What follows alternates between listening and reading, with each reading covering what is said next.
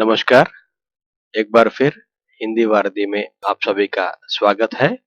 मैं doctor Varaprasad Vasala, assistant professor of Hindi, head of Hindi department, SRR government arts and science college Karimnagar की ओर से आज की प्रस्तुति में आप सभी का स्वागत करता हूँ। आज की हमारी प्रस्तुति का विषय है सूरदास के पद। यह प्रस्तुति सातवाहना विश्वविद्यालय करीमनगर के BA, BCom, BSc second year में थर्ड सेमेस्टर के हिंदी काव्य निधि प्राचीन पद्य भाग से जो पाठ है उसकी प्रस्तुति बनाकर आपके सम्मुख प्रस्तुत किया जा रहा है। यह प्रस्तुति सेकंड ईयर के थर्ड सेमेस्टर के छात्रों के लिए बहुत उपयोगी है। साथ ही इस प्रस्तुति में जो सूरदास और उनके जो महत्वपूर्ण पदों पर मैं प्रकाश डालूंगा, यह साधारण रूप से सूरदास और सूरदास के पदों को जानने के लिए भी उपयुक्त होगा। यानी कि हिंदी साहित्य के जो अध्येता हैं वह सूरदास और सूरदास के पदों के यानी कि उनके जो महत्वपूर्ण पद हैं उनको भी जान पाएंगे। तो चलिए आज की प्रस्तुति में चलें, लेकिन आज की प्रस्तुति में जाने से पहले मैं एक बार फिर से आपको याद दिला दूं कि अगर आप मेरे चैनल में नए हैं, अभी तक मेरा चैनल आपने सब्सक्राइब नहीं किया है, तो तुरंत सब्सक्राइब कर लीजिएगा। यह प्रस्तुति अंत तक देखिएगा।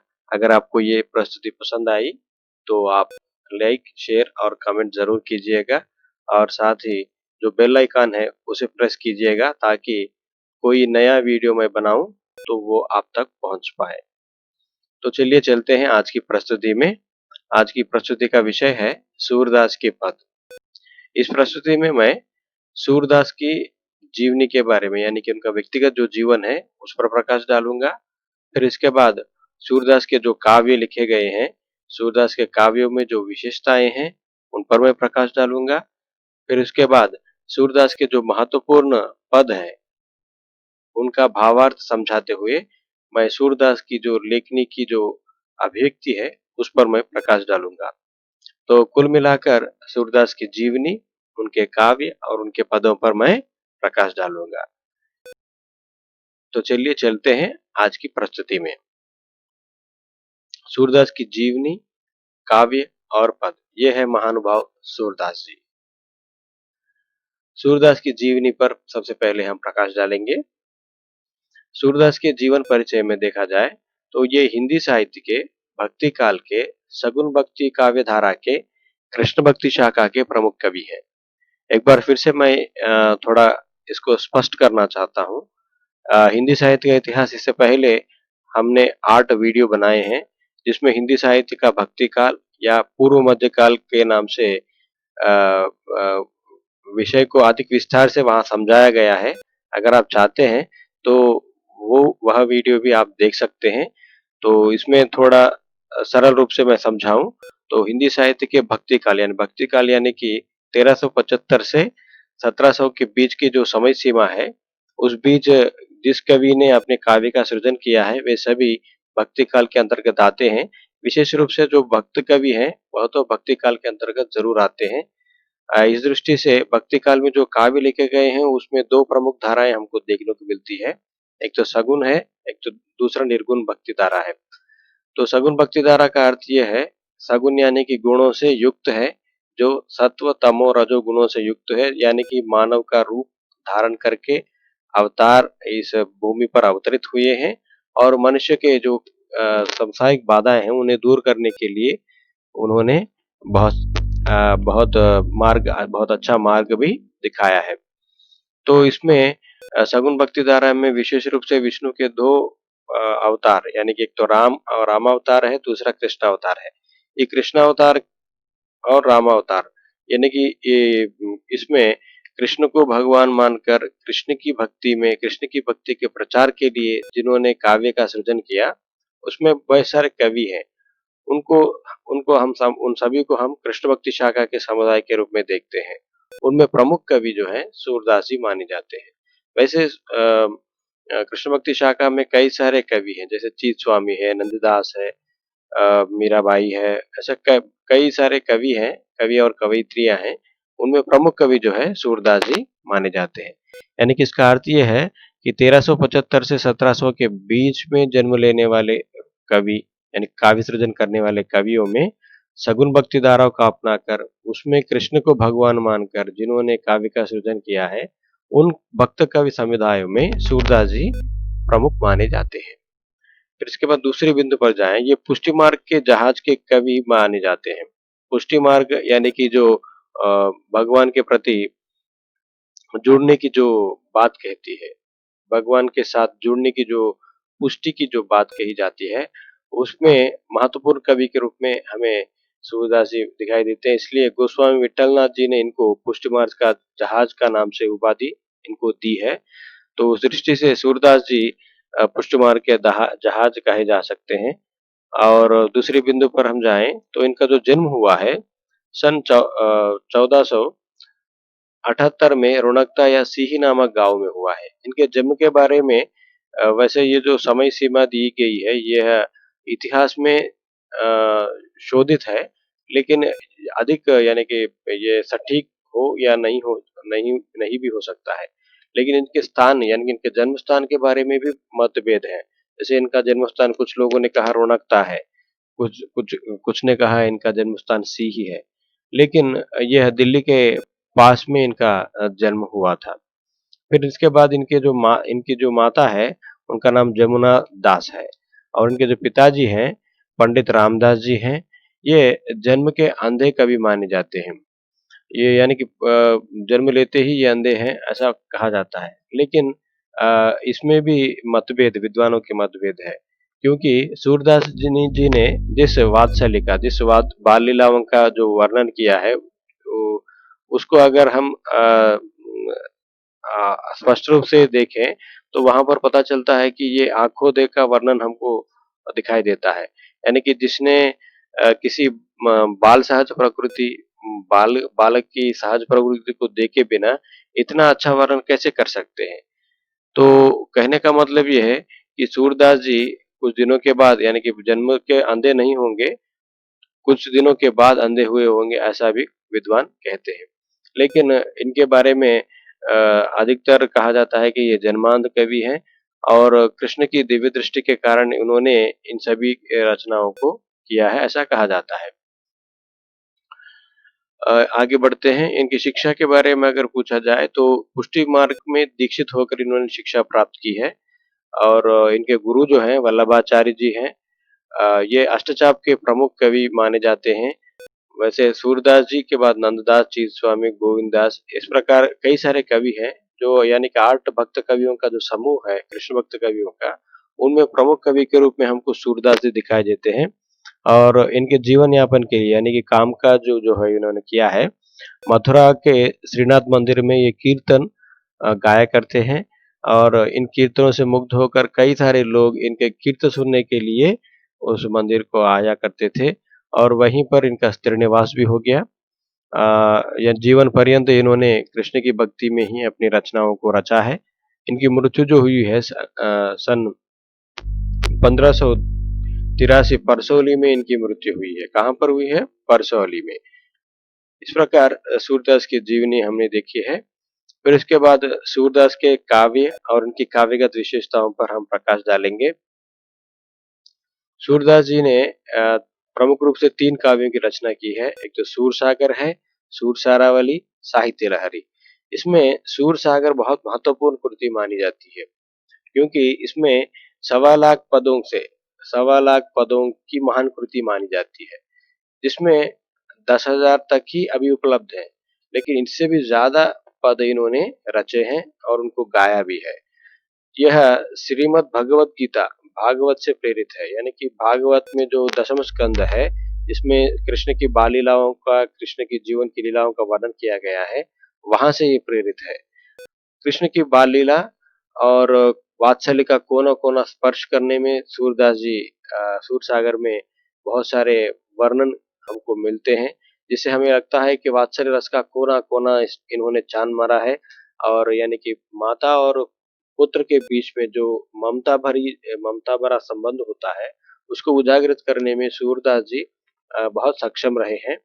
इसके बाद भ्रमर गीत के प्रसंग भी यहाँ पर दिखाई देते हैं। भ्रमर गीत का प्रसंग यानी कि वियोग श्रृंगार का प्रसंग, जब कृष्ण गोकुल छोड़कर मथुरा चले जाते हैं, तो गोकुल में राधा और राधा के साथ कई सारी गोपियां उनके विरह में जो बाधा का अनुभव करते हैं, उसका प्रसंग करते हुए प्रेम योग का प्रस्तावित करते हुए प्रेम योग को प्रस्तावित करते हुए भ्रमर गीत में बहुत कुछ वर्णन किया गया है, जो सूरसागर के एक आंशिक रूप में हम उनको देख सकते हैं। इस तरह सूरसागर में बहुत सारे इनके पद संकलित हैं। अभी हम जो पद पढ़ने वाले हैं वह भी सूरसागर से ही ली गई है। इनके काव्यगत विशेषताओं पर जाएं तो इन्होंने अपने काव्य में सगुण साकार ईश्वर जो कृष्ण है की भक्ति के प्रचार में काव्य लेखन किया है। इन्होंने अपने पांडित्य का प्रदर्शन करने के लिए नहीं, कृष्ण की भक्ति का प्रचार करने के लिए काव्य का सृजन किया है।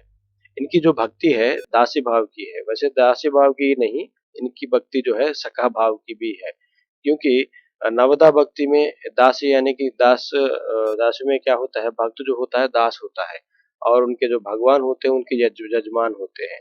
लेकिन सखा भाव में, सखा भाव यानी कि कृष्ण की बाल लीलाओं का वर्णन करते हुए सखा यानी कि दोस्त, यानी कि सूरदास ने अपने आप को कृष्ण के दोस्त के रूप में अभिवर्णित करने का प्रयास किया है।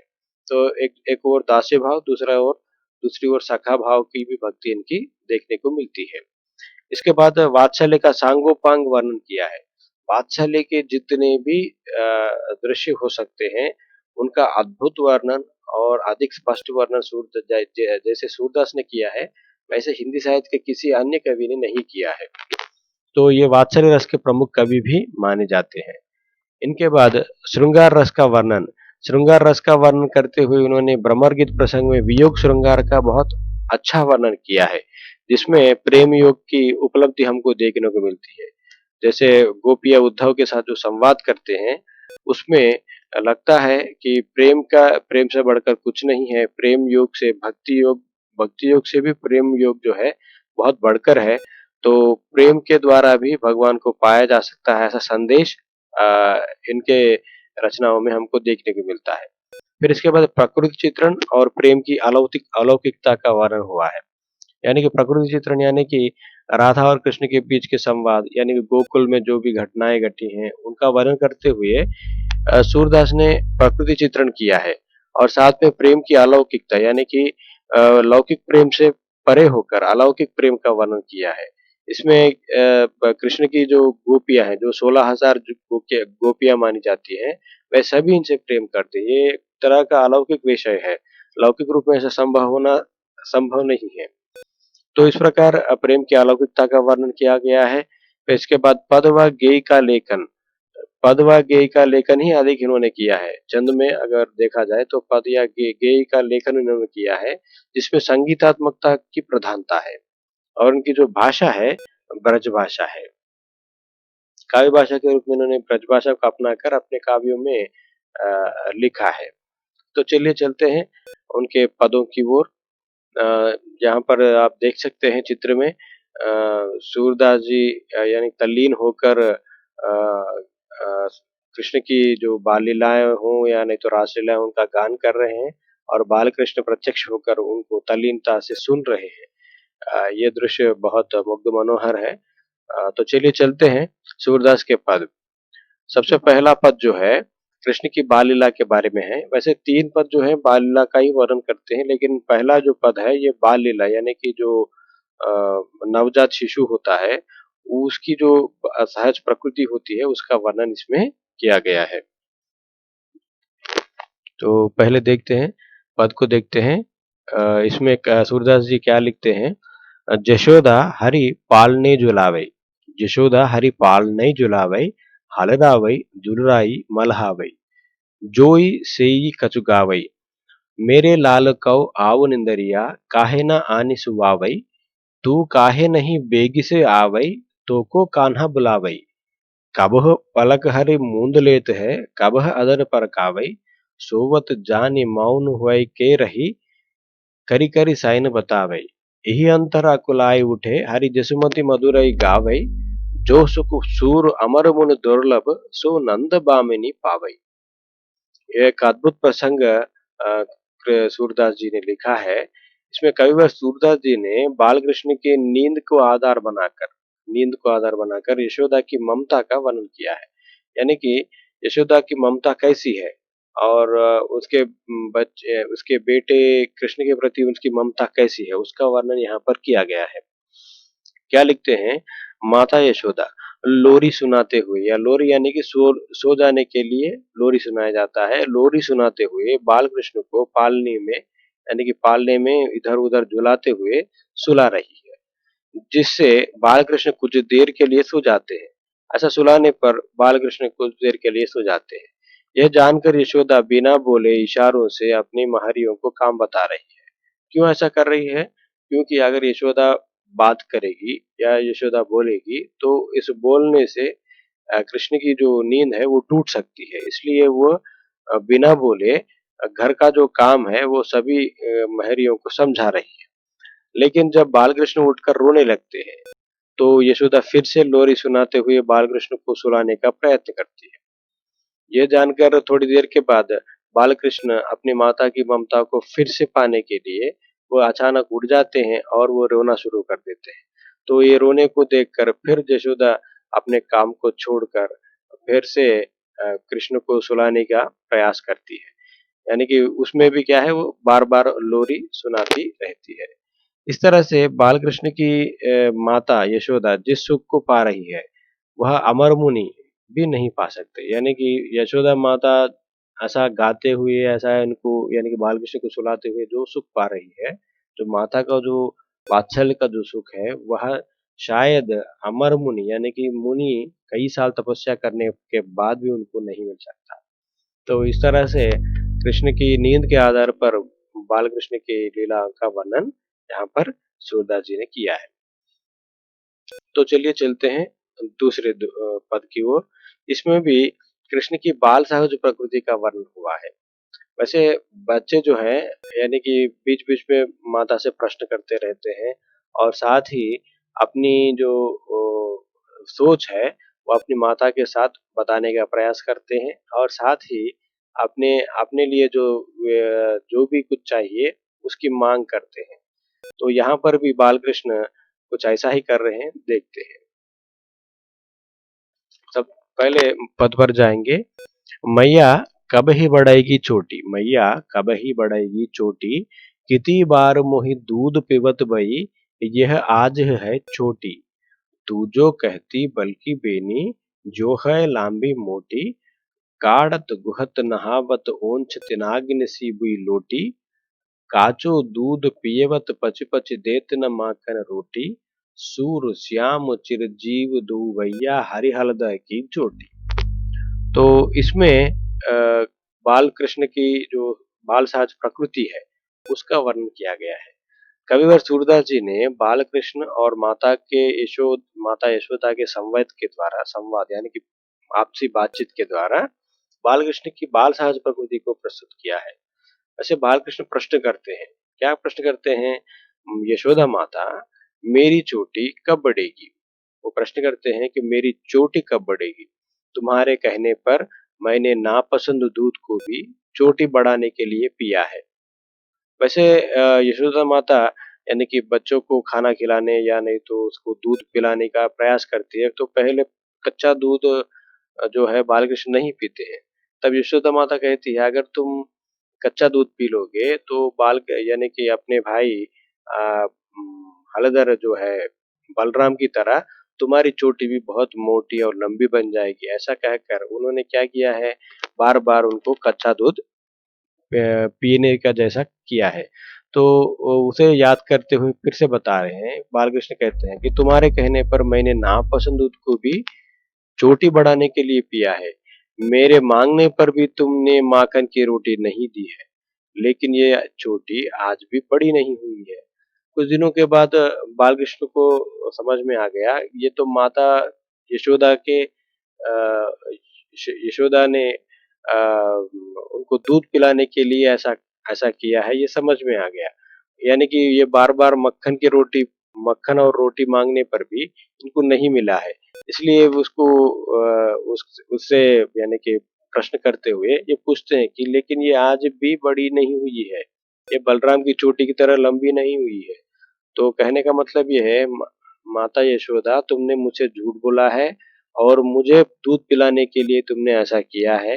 अगर तुम मुझे माखन की रोटी, माखन दूध दे दोगी तो और अच्छा है। ऐसा कहने का ऐसा बाल कृष्ण का विचार है। तो अंत में कवि बाल कृष्ण और बलराम मिलजुल कर रहने की कामना करते हैं। वैसे ये कामना भी बहुत विशेष है, क्योंकि अ, ये चोटी नहीं पड़ने के कारण कवि नहीं चाहते हैं कि बाल कृष्ण और बलराम के बीच में एक भेद उत्पन्न हो जाए, यानी कि दोनों भाइयों में फूट पड़ जाए, ऐसा नहीं है। वे दोनों को साथ में मिलकर रहने की बात कहते हैं और साथ ही एक सुख, यानी कि एक घर में जो परिवार में जो सुख होता है वो बने रहे, इसके लिए कामना करते हुए हमको दिखाई देते हैं। इस तरह से इस पद में सूरदास जी ने बाल सहज प्रकृति का वर्णन किया है। चलते हैं तीसरे पद की ओर। तीसरा पद जो है कृष्ण की बाल सहज प्रकृति के द्वारा नटखटपन का वर्णन। इसमें नटखटपन विशेष रूप से, यानी कि इससे पहले के दोहे में भी है, वैसे इसमें भी हमको दिखाई दे रही है। देखते हैं। मैया मोही दाऊ बहुत खिजायो, मैया मोहि दाऊ बहुत खिजायो, मोसो कहत मोल को लीनो, तू जसमत कब जायो, कहा कहाऊ यही रिश्के मारे, खेलन हो नहीं जातू, पुनि पुनि कहत कौन है माता, को है तुम्हारे तातू, गोरे नंद जसोदा गोरी, तुम कत श्याम शरीर, चुटकी दई दई हसत बाल सब, सिकई देत बलबीर, तू मोहि हो मारन सीखी, दाऊही कबहु न कीजौ, मोहन को मुक रिस समेत लखी, जसुमति सुनि सुन रीजौ। तो इसमें कविवर सूरदास जी ने बाल कृष्ण मोहित ढंग से माता यशोदा से शिकायत कर रहे हैं। क्या शिकायत कर रहे हैं? बाल कृष्ण कहते हैं, यशोदा माता सब मुझे बहुत सता रहे हैं, सब मुझे बहुत सता रहे हैं। उसमें वे विशेष रूप से अपनी माता और अपने बलराम बड़े भाई की ओर इंगित करते हुए कहते हैं कि सब मुझे बहुत सता रहे हैं, मुझे खेलने नहीं देते हैं। नंद जी गोरे हैं और तुम गोरी हो, नंद जी गोरे हैं और तुम गोरी हो, लेकिन मैं श्याम रंग का हूँ। सब लोग ये कहते हैं कि तुम, यानी कि मेरे माता पिता जो हैं, यानी कि तुम और तुम्हारे, यानी कि मेरे पिताजी दोनों गोरे हैं, लेकिन मैं श्याम रंग का हूँ, ऐसा कैसा हो गया? ऐसा बार बार वो पूछते हैं। इसलिए तुम मुझे मारती हो कि तुमको भी लगता है कि मैं तुम्हारे जैसा गोरा नहीं पैदा हुआ हूँ, इसीलिए तुम मुझे बार बार मारती हो और भाई बलराम को नहीं मारती हो। भाई बलराम का अगर विषय लिया जाए तो भाई बलराम तो गोरा ही है, लेकिन मेरे विषय में मैं श्याम रंग का हूँ, इसीलिए तुम बार बार मारती हो। ऐसा यानी कि वो इंगित करते हुए कहते हैं कि मुझे अभी आगे आगे से मुझे मत मारो, मुझे तुम आनंदित नहीं रहने देती, तुम बार बार चाहकर मुझे सताने का प्रयास कर रही हो, ये ठीक नहीं है। यानी कि कहने का मतलब ये है कि बालकृष्ण कहते हैं कि मुझे मारने का तुम जो ये षड्यंत्र कर रही हो उसे छोड़ दो, क्योंकि मैं पहचान गया हूँ, मेरा जो रंग है वो तुम जैसा नहीं होने के कारण ऐसा कर रही हूँ, ऐसा मैं तुमसे शिकायत करता हूँ। अगर ऐसा नहीं है, अगर तुम्हें मुझसे प्रेम है तो मुझे तुम मारो मत। तो इस तरह अंत में इन बातों से मुक्त होकर माता यशोदा आनंदित महसूस करती है और उसे अपने गले से बांध लेती है। इस तरह से, यानी कि इस पद में भी सूरदास ने कृष्ण की बाल लीला का ही वर्णन किया है, जिसमें नटखटपन हमको विशेष रूप से दिखाई देता है। तो कुल मिलाकर देखा जाए तो पुष्टि मार्ग के जहाज और राष्ट्रचाप के प्रमुख कवि सूरदास जी हिंदी साहित्य के भक्ति काल के सगुन भक्ति काव्य धारा के कृष्ण भक्ति शाखा के प्रमुख कवि हैं। किस भक्ति शाखा के प्रमुख कवि हैं ये? कृष्ण भक्ति शाखा के प्रमुख कवि हैं। इनका जो जन्म हुआ है सन 1478 में रुणकता या सीही नामक गांव में हुआ। ये जन्म के अंधे कवि माने जाते हैं। इनकी जो माता है जमुना दास है और इनके जो पिताजी हैं पंडित रामदास जी हैं और इनके गुरु जो है वल्लभाचार्य जी हैं। और इनका जो, यानी कि जीवन यापन के लिए वो जो काम काज इन्होंने किया है, ये मथुरा के श्रीनाथ मंदिर में कीर्तन गाया करते थे। इनकी जो मृत्यु हुई है 1583 परसौली में हुई है। इनकी जो रचनाएं हैं प्रमुख रूप से इनकी 3 रचनाएं मानी जाती है, सूरसागर, सुरसारावली, साहित्य लहरी। इसमें सूरसागर जो है सुप्रसिद्ध कृति के रूप में विख्यात है, सुप्रसिद्ध है। इसके बाद इनके काव्यगत प्रवृत्तियों पर अगर जाएं तो इन्होंने सागुन सागार ईश्वर कृष्ण की भक्ति के प्रचार के लिए काव्य लेखन किया है। इनकी जो भक्ति है दास्य भाव की और सखा भाव की है। इन्होंने वात्सल्य का सांगोपांग वर्णन किया है। श्रृंगार रस का वर्णन भ्रगवर्गीत प्रसंग में वियोग श्रृंगार के द्वारा और उपयुक्त रूप से इन्होंने वर्णन किया है। प्रकृति चित्रण और प्रेम की अलौकिकता का वर्णन किया है। इनकी दृष्टि में भक्ति योग से भी प्रेम योग बहुत महत्वपूर्ण है।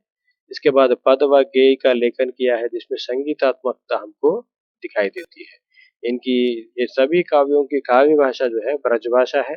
ब्रजभाषा में इन्होंने अपने काव्यों का रचना यानी कि इनके पदों का इन्होंने रचना की है। इस तरह से सूर के पदों में बाल लीला का वात्सल्य और माता की ममता आदि अभिव्यक्त हुई है। इस प्रकार अभी तक हमने सूरदास का जो सामान्य परिचय हमने जानते हुए यानी कि सूरदास की व्यक्तिगत जीवन के बारे में जाना और साथ ही उनके काव्यों के बारे में जाना। फिर इसके बाद काव्यगत प्रवृत्तियों को जानकर उनके पदों के जो महत्वपूर्ण पद हैं जिसमें बाल लीला का वर्णन किया गया है, जो 3 पद जो है उनका हमने अध्ययन किया है। इस तरह से कुल मिलाकर सूरदास की जीवनी, काव्य और उनके पदों का हमने अध्ययन किया है। इस प्रस्तुति को ध्यानपूर्वक सुनने के लिए हिंदी वाराणसी की ओर से आप सभी को धन्यवाद। अगर ये प्रस्तुति आपको पसंद आई है तो सब्सक्राइब, लाइक और शेयर जरूर कीजिएगा। बेल आइकन को प्रेस करना मत भूलिएगा।